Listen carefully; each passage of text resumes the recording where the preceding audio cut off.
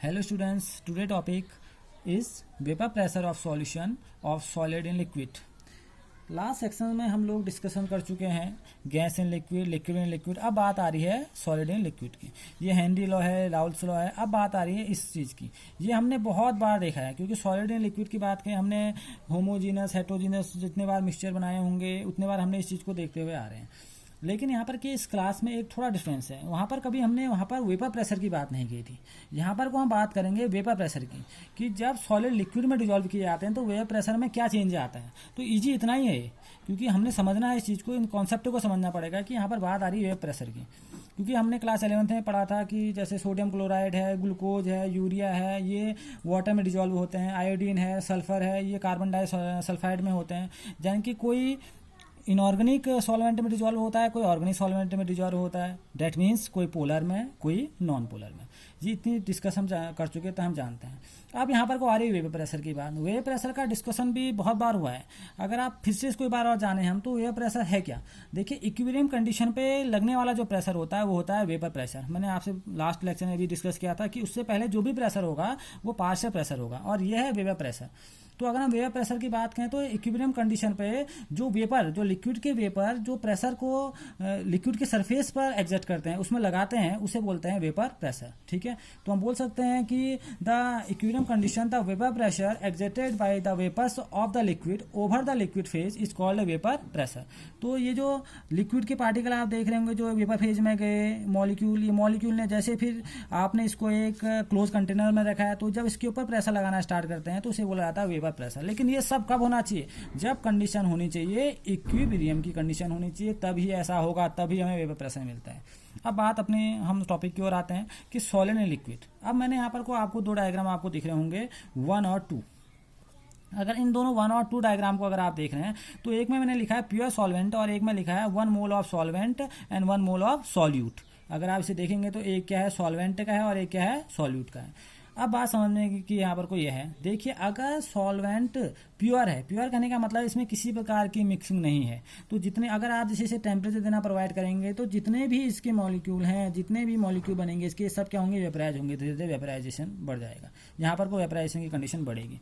लेकिन अगर आप एक ऐसा व्हीकल लें जिसमें आपने नॉन वॉलेटाइल सॉल्यूट ऐड कर दिया है सॉल्वेंट में, यानी कि आपका जो सॉल्यूट है वो कैसा हो, नॉन वॉलेटाइल हो, तो आप ये देखेंगे नॉन वॉलेटाइल सॉल्यूट के ऐड होने से जो आपका मॉलिक्यूल है, यानी कि पार्टिसिपेटिंग जो मॉलिक्यूल हैं, वो मॉलिक्यूल क्या होंगे, सिर्फ सॉल्वेंट के होंगे। मैंने आपको ये पहले भी बात की थी, लेकिन ये सॉल्यूट के नहीं होंगे, क्योंकि सॉल्यूट आपका आपने कैसा लिया है, non volatile. Non volatile solute लेने की वजह से आपका वेपर प्रेशर डिक्रीज होता चला जाएगा। बात समझ में आ रही है मैं क्या कहना चाह रहा हूँ। अगर सॉल्वेंट प्योर है कहने का मतलब है कि इसके जो मॉलिक्यूल होंगे जब आप हीटअप करेंगे, टेम्परेचर बढ़ाएंगे, तो ये क्या होंगे, अपने सरफेस को छोड़ के ऊपर की हो जाएंगे। तो यहाँ पर जितने आपको देख रहे हैं वेपर के मॉलिक्यूल वो सब प्योर सॉल्वेंट के होंगे। लेकिन यहाँ पर सॉल्वेंट भी है, सॉल्यूट भी है, लेकिन सॉल्यूट ऐसा है जो नॉन वॉलेटाइल है। कहने का मतलब है कि अगर आप टेम्परेचर देंगे तो इसके मॉलिक्यूल ऊपर नहीं जाने वाले हैं, तो यहाँ पर को जो मॉलिक्यूल निकलेंगे सिर्फ सॉल्वेंट के निकलेंगे, क्योंकि यहाँ पर जो सॉल्यूशन बना है नॉन वॉलेटाइल सॉल्यूट का सॉल्यूशन बना है। तो यहाँ पर को जो वेपर प्रेशर होगा वो क्या होगा, डिक्रीज हो जाएगा। तो हम बोल सकते हैं that decrease in the vapour pressure of solvent depends upon the quantity of non volatile solute present in the solution. तो किस पर डिपेंड करेगा, वो जो आपने नॉन वॉलेटाइल सॉल्यूट इसमें रखा है उस पर डिपेंड करने वाला है। ठीक है, तो आप इस एग्जांपल को देख सकते हैं इन दोनों से। तो यहाँ पर को आपका वेपर प्रेशर ऐसे डिक्रीज होगा। ठीक, तो अगर हम किसी भी सॉल्यूशन के लिए बोले, और इसके लिए भी हम अगर राउल्स लॉ की बात करें, क्योंकि राउल्स लॉ ने इसके लिए काम किया है, बात समझ में आई ना। लेकिन अब वहां पर को राउल्स लॉ क्या कहता था कि अगर नॉन वॉलेटाइल सॉल्यूट अगर आपका ऐड होता है तो सिर्फ आप पार्शियल प्रेशर किसका देखेंगे, सॉल्वेंट का देखेंगे। तो हम बोल सकते हैं for any solution the partial vapour pressure of each volatile component in the solution is directly proportional to mole fraction. Volatile के लिए तो डायरेक्टली प्रोपोर्शनल किसके लिए होने वाला है, मोल फ्रैक्शन के लिए, क्योंकि वॉलेटाइल के लिए ही तो मोल फ्रैक्शन के लिए होगा, क्योंकि अब नॉन वॉलेटाइल तो पार्टिसिपेट करेगा नहीं, तो उसके पार्शियल प्रेशर के भी कोई डिस्कशन यहाँ पर को नहीं होगा। क्लियर है।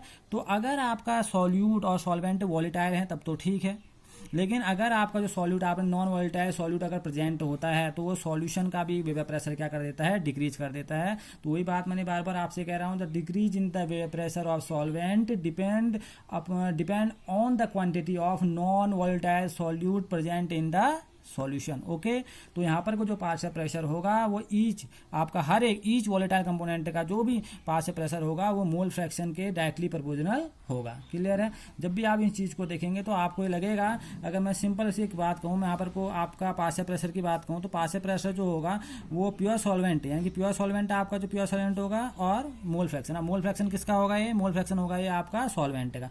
मैं यहाँ पर सॉल्वेंट लिख दूँ तो यहाँ पर भी अगर मैं इसका सॉल्वेंट कर दूँ या सॉल्यूशन का ले लूँ तो सॉल्यूशन का जो होगा डिपेंड किस पर करेगा? वो करेगा आपका जो आपका स्टैंडर्ड यानी कि प्योर सॉल्वेंट का जो आपका प्योर कंपोनेंट है, आपका प्योर कंपोनेंट यहाँ पर को सॉल्वेंट है, उसका पार्शियल प्रेशर इनटू आपका मोल फ्रैक्शन किसका? वो भी आपका सॉल्वेंट का, क्योंकि सॉल्यूट ने पार्टिसिपेट नहीं किया है। और इसी की वजह से जो आपका, अगर आप देखेंगे तो इसका वेपर प्रेशर अच्छा होगा, क्योंकि इसमें लगातार वेपर के मॉलिक्यूल बनेंगे, लेकिन नॉन वॉलेटाइल सॉल्यूट ऐड होने से इसका वेपर प्रेशर डिक्रीज हो जाएगा।